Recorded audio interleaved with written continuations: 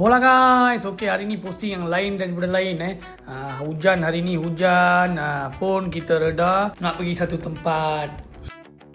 Ini dah tempatnya, kita pun dah sampai. Okay, saya akan terangkan apa yang kita buat kat sini.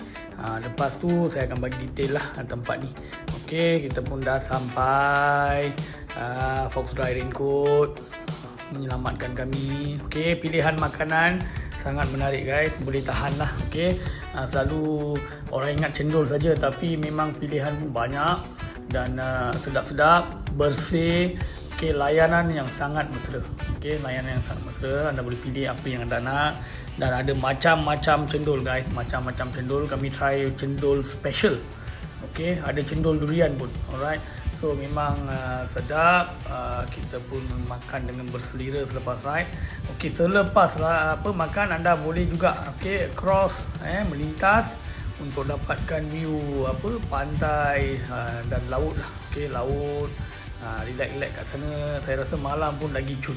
Okay, so harap anda boleh cuba.